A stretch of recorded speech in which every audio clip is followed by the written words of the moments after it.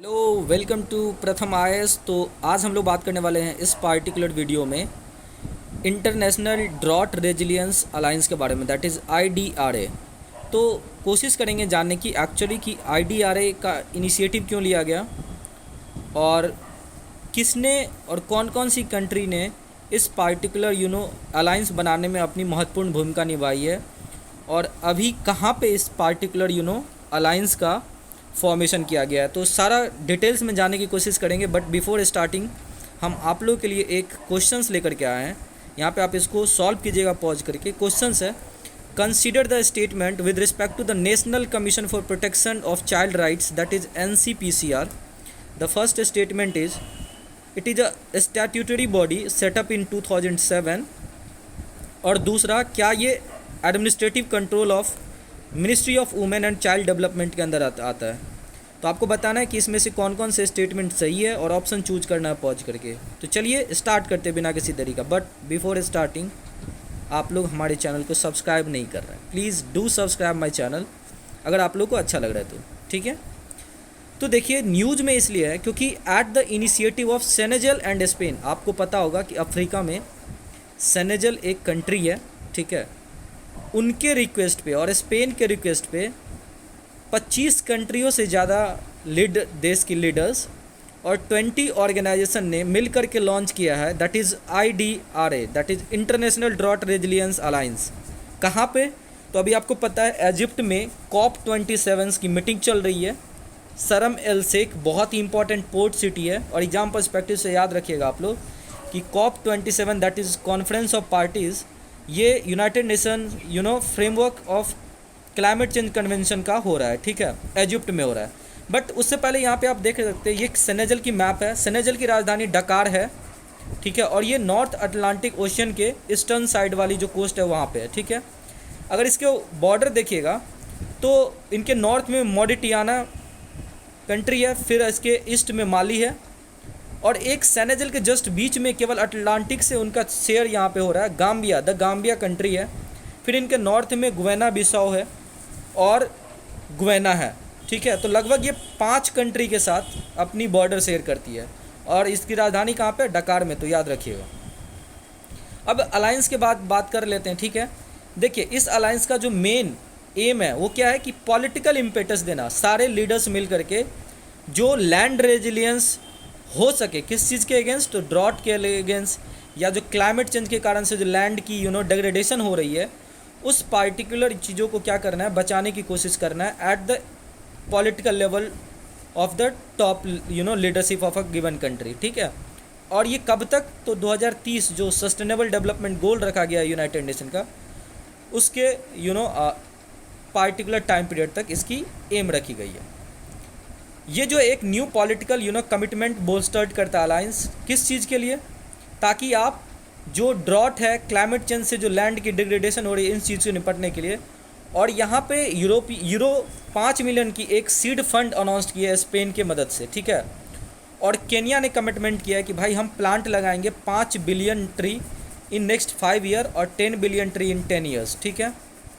अगर आप की ऑब्जेक्टिव देखोगे इस अलायंस का, तो इसका काम क्या है कि प्रमोट करना है the consolidation of regional initiative to fast track sharing of innovation, technology transfer and mobilisation of resources. तो बेसिकली सब रीजनल इनिशिएटिव जितने भी लैंड डिग्रेडेशन से बचाने के लिए है, उन सब को छोटे छोटे जो कंट्रीज है, जो अपने अपने लेवल पे जो काम कर रहे हैं, उन सबको अब कंसोलिडेट होना, मिलना है और आपको जो है ना लैंड डिग्रेडेशन से बचने के लिए एक फास्ट ट्रैक जो है ना इनोवेशन, टेक्नोलॉजी ट्रांसफर, चाहे जिस भी तरीके से हो सके रिसोर्स शेयरिंग करने से आपको यहाँ पे हेल्प करना है, ठीक है। अलायंस के जितने भी मेंबर है वो कोलैबोरेट करेंगे world meteorological organisation, that is WMO, ताकि आप अचीव कर सकें हम लोग universal coverage of early warning system. एक टेक्नोलॉजी के माध्यम से हम लोग को पता चल जाए कि ड्रॉट की क्या एक फोरकास्टिंग हो सकती है फ्यूचर्स के लिए। तो उन सारी चीज़ों को हम यहाँ पे मिलजुल करके काम करने की कोशिश करेंगे। अब देखते हैं कि एक्चुअली जो इनिशिएटिव लिया गया है, क्या इसके पीछे ड्रॉट की अभी तक की जो रिपोर्ट आई है वो क्या बता रहे हैं ड्रॉट के बारे में। तो देखिए, जो लेटेस्ट ड्रॉट इन नंबर रिपोर्ट जो United national CCD, that is जो ड्रॉट रेजिलिएंट की एक बॉडी है वो जारी करती है आपको, ठीक है, report, that is United Nation convention to combat desertification. उनके हिसाब से ड्रॉट जो है ना उसकी फ्रीक्वेंसी 29% से बढ़ गई है 2000 के रिस्पेक्ट में, सन 2000 के रिस्पेक्ट में, ठीक है, और लगभग 5.5 करोड़ लोग इससे प्रभावित हुए हैं प्रत्येक साल। वही आईपीसीसी को जो प्रोजेक्ट बता रही है, मतलब जो आईपीसीसी का प्रोजेक्शन है कि लगभग 4 लोगों में से दुनिया में 3 लोग वो सूखे से प्रभावित होने वाले हैं जीने के लिए, और वाटर स्कार्स कंडीशन हो जाएगी 2050 तक। 1900 से लेकर 2019 के बीच में ऐसा माना गया है आईपीसीसी की रिपोर्ट के हिसाब से कि ड्रॉट ने लगभग 2.7 बिलियन पीपल वर्ल्ड वाइड और लगभग 1 करोड़ से ज़्यादा लोगों की मौत हुई है। अब सोच सकते हो इतनी बड़ी तादाद में, लगभग अगर आप वर्ल्ड की 1/3 लोगों को प्रभावित किया है लगभग 119 सालों में, और लगभग 1 करोड़ से ज़्यादा लोग सूखे से मर चुके हैं। हो सकता है कि फूड की स्कार्सिटी हो गई होगी, ठीक है। 1998 से लेकर के 2017 के बीच में ड्रॉट ने पूरी इकोनॉमिकल जो लॉसेस हुई है वो लगभग 124 यूएस बिलियन डॉलर के आसपास हुई है, और ये apart from the human suffering and lives, और भी जो समस्याएं हुई हैं उसको तो छोड़ दीजिए, केवल मॉनेटरी वैल्यू के टर्म में, ठीक है। और 216 मिलियन पीपल, मतलब 22 करोड़ लोगों के आसपास जो है ना लोग प्रभावित हुए, उनको सूखा होने के कारण किसी एरिया से घूम करके दूसरे जगह पे जाना पड़ा है 2050 तक, ऐसा अनुमान लगाया जा रहा है। और रीज़न क्या हो सकता है, तो जैसे मैंने आपको बताया कि जैसे मान लीजिए पानी वहाँ पे नहीं रहेगा सूखे के कारण से, तो लोगों को जाना पड़ेगा जहाँ पे पानी होगा। हो सकता है कि वहाँ पे क्या हो जाए कि खेती ना हो पाए ठीक से, प्रोडक्टिविटी नहीं हो पाएगी। हो सकता है कि ग्लोबल वार्मिंग आ जाए तो सी लेवल राइज कर जाए, ठीक है, ओवर पॉपुलेशन हो जाए, ठीक है। तो ये सारी समस्याओं के कारण से लोगों को माइग्रेशन करना पड़ सकता है। वहीं अगर आप यूएनसीसीडी की बात करोगे, that is United Nation convention to combat desertification, तो ये केवल और केवल एक लीगली बाइंडिंग फ्रेमवर्क है जो एड्रेस करता है डिजर्टिफिकेशन को। देखिए डिजर्टिफिकेशन क्या होता है कि जब एक पार्टिकुलर जियोग्राफिकल रीजन में, ठीक है, पेड़ पौधे की कमी हो जाए और वहाँ पे लैंड डिग्रेड करके सैंड में बदलने लगे, बालू में बदलने लगे, तो आप उसको डिजर्टिफिकेशन बोलोगे। तो यूएनसीसीडी का ये एस्टिमेट है, और ऐसा मानना कि केवल लीगल बाइंडिंग फ्रेमवर्क है जो डिजर्टिफिकेशन को एड्रेस करती है और ड्रॉट से संबंधित काम करता है। इट इज़ ओनली कन्वेंशन जो एक तरीके से जो है ना स्टीमिंग करता है from the direct recommendation of the Rio conference agenda 21। याद रखिएगा एजेंडा 21 ये डिजर्टिफिकेशन के बारे में जो रियो कॉन्फ्रेंस में बताया गया था, उसको एक तरीके से केवल यही एक कन्वेंशन है जो रिकमेंड करती है इसके जितने भी रूल्स और रेगुलेशन है उसको बाइंडिंग बनाने में। ये जो पार्टिकुलर यूएनसीसीडी है, इसको अडॉप्ट किया गया था पेरिस में, फ्रांस में 1994 में, 1994 में, और इसकी जो इन्फोर्समेंट हुई थी 1996 में हुई थी। अभी तक इसमें 197 पार्टीज़ हैं और इसमें से 196 कंट्रीज़ हैं और एक ऑर्गेनाइजेशन है जिसको हम यूरोपीय यूनियन EU बोलते हैं, ठीक है।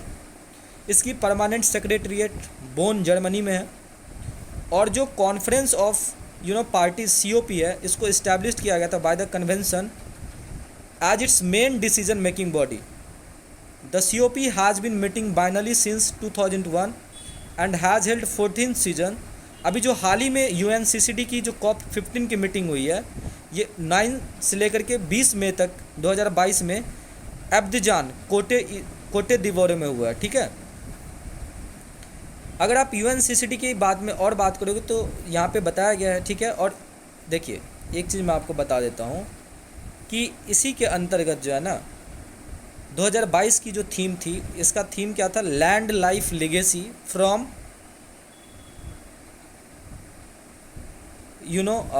स्कार्सिटी टू प्रॉस्पेरिटी, ठीक है।